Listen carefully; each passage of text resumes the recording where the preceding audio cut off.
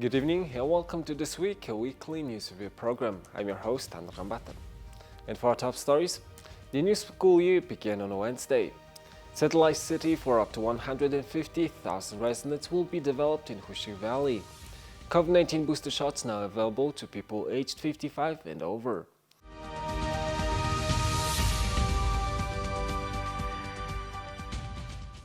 Starting this Monday, people 55 and over who have been fully vaccinated against COVID-19 will be able to receive a booster dose of the Pfizer vaccine. In total, 550,000 people will be eligible to receive a third shot. The Ministry of Health and the National Center for Communicable Diseases warned that COVID-19 infections and the rise of Delta variant cases will peak around 20th to 25th of September. In addition to senior citizens, those working in education, patients with chronic illnesses, and people taking immunosuppressant drugs will be eligible to get a third shot. As of today, Mongolia has received 5,730,000 doses of COVID-19 vaccines, and the Ministry of Health reports that there is a sufficient supply of vaccines still available. Mongolia expects to receive more doses of the Pfizer-BioNTech vaccine through the COVAX facility. This week, Mongolia starts its new academic year. According to the Ministry of Health, if positive cases are confirmed in schools and other learning environments, PCR tests will only be advised for close contacts. People who received the Sputnik V vaccine will be given the choice of getting the AstraZeneca or Pfizer vaccine for their booster shot. The Ministry of Health noted that no research has been done on the compatibility of these vaccines. In Hongursum, in Darkhold province, a remnant of a 15,000-year-old woolly rhinoceros was found by a local man named Natsik.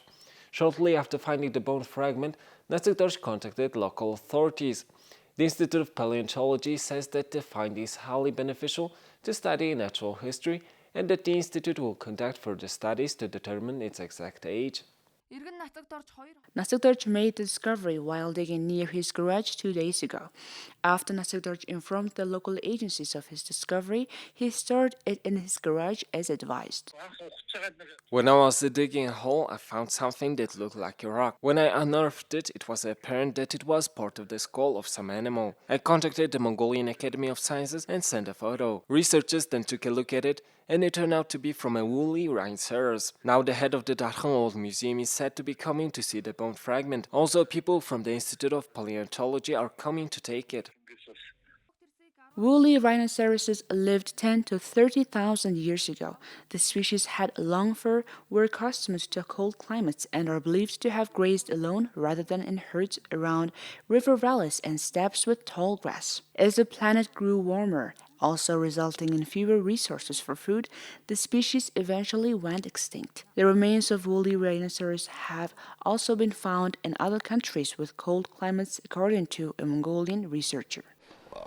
This animal weighed 2 to 3 tons, was over 3 meters long, and was up to 2 meters tall. This finding is going to be kept in our special collection after we apply some needed protection. We apply protective chemicals to newly found bones and fossils, as after a bone is dug up and left unprotected, there is the risk that it could be crumbled or fall to pieces. Researchers highlighted the importance of informing the authorities when coming across an ancient artifact or fossil. Such findings can hugely impact research on natural history and the study of climate change. As of this year, 5 ancient remains and artifacts have been found by members of the public. With this year's launch of the new Chinggis Khan International Airport, the government of Mongolia plans to establish a new satellite city designed to accommodate up to 150,000 residents in the Khushig Valley area. The government of Mongolia is currently working on reducing traffic congestion and high population density in Ulaanbaatar. Current plans include developing a satellite city on 50,000 hectares in Khushig Valley with 19,000 hectares reserved for the state's special use. The first stage planning will comprise the new airport area and the area in the direction of Tuk province. An initial technical feasibility study and blueprints will be completed. Then we will discuss funding and investment, whether it will be allocated from the state budget or if there is a need for funding from international institutions. Then the state should discuss the construction of underground infrastructure, the business and private entities that should operate in the area, and other issues. There are many lots in the area that are owned by individuals and private entities, but no construction or development projects have been implemented there, and most of the lots are empty now. In accordance with the 2017 government resolution on claiming land licenses for state special needs, applicable lots in the area will be claimed by the state. The land ownership licenses of more than 499 individuals and entities who have breached the law on land ownership have been cancelled. The remaining 2,600 landowners will be compensated or given the chance to claim lots in the other areas. We are cancelling the license of people who have breached the land law and the terms of the land ownership contract. There are 499 such landowners. The rest of the landowners will be given the chance to change the location of the land or be compensated. Currently, new contracts are being drafted, and we have chosen two locations for land allocation, one near the logistics center and the other near the thermal power plant. The government of Mongolia plans to establish major hospitals and a communicable disease hospital in the new satellite city. 2 hectares will be allocated for the development of a transport and logistics zone. Today, Mongolia is starting a new academic year, after more than a year of school closures and lockdowns due to the COVID-19 pandemic. This year, 4- and 5-year-olds are being accepted for kindergarten enrollment, and the Ministry of Education and Science provided some clarifications on the changes being made. Kindergartens are accepting children that are 4 and 5 years old. All children are welcome as 5-year-olds are kindergarten-aged children. For 4-year-olds, arrangements are being made to admit children who were enrolled in the previous year. In the future, the Ministry of Health, in collaboration with the National Emergency Commission, will carry out risk assessments. Based on the results of these risk assessments conducted by professional bodies, it will be determined when children aged 2 and 3 will be accepted. In the future, kindergartens will be able to stay open on a permanent basis. If there are no cases of COVID-19 in class, children can continue attending kindergarten. I think that this will depend on cooperation from the parents and the kindergarten. This year, as a new wave of the COVID-19 pandemic increases, regulations have been put in place to improve the infection control regimes at schools.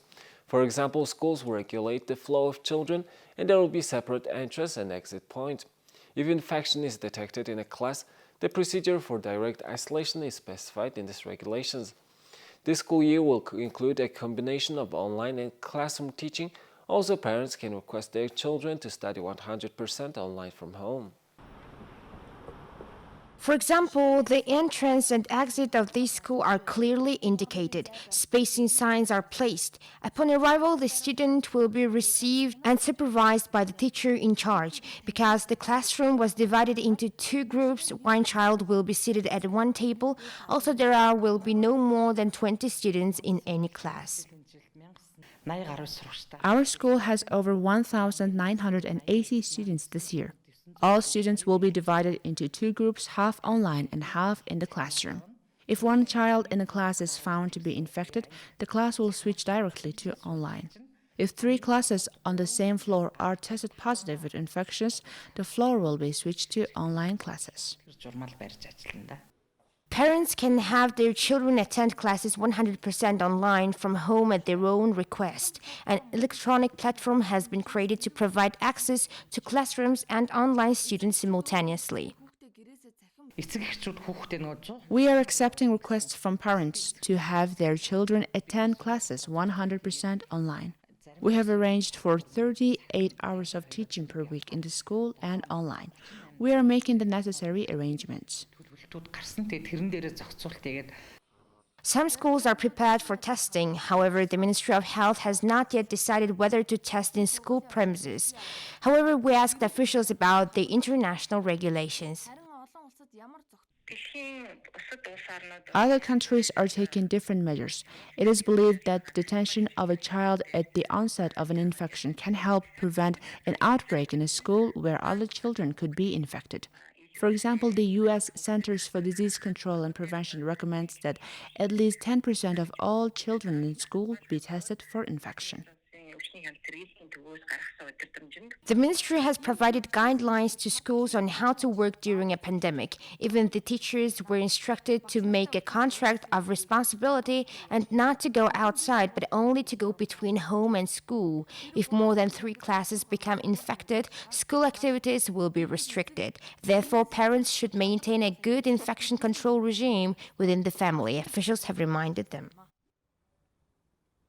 The Mongolian LGBT Center is celebrating the 9th Equality and Pride Days.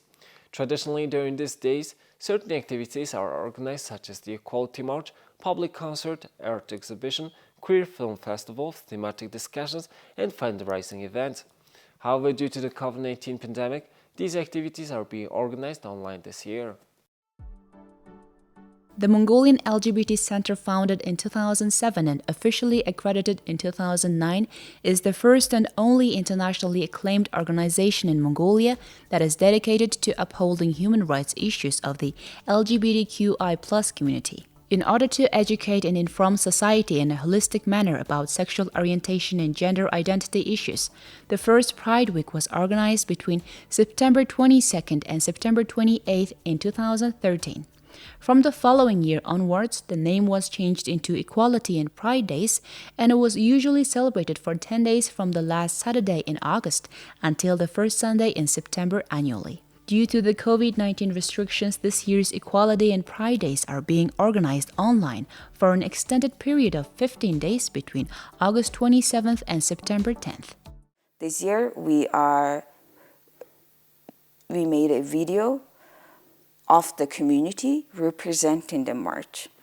The queer community theater, unfortunately, is not possible this year. The queer film festival will be held online on YouTube. This year we added an additional event. We are hoping to make it more traditional, is a mental health care day. It is very important. It is a necessity for our community. The itinerary of the online event includes following: introductory video on August 27th, opening of a film festival on August 28th, video greetings from the staff at LGBT Center Mongolia, open phone on August 31st, workshop on diversity on September 1, Mental Health Day 1 on September 4th, Mental Health Day 2 on September 9th, and videos of the public on September 10th. The Mongolian LGBT Center is organizing the annual Equality and Pride Days with support from around 50 volunteers and organizations such as the Asia Foundation, Kyoto University, the US, Australian, and French embassies, People in Need NGO, European Union, World Bank Mongolia, and others.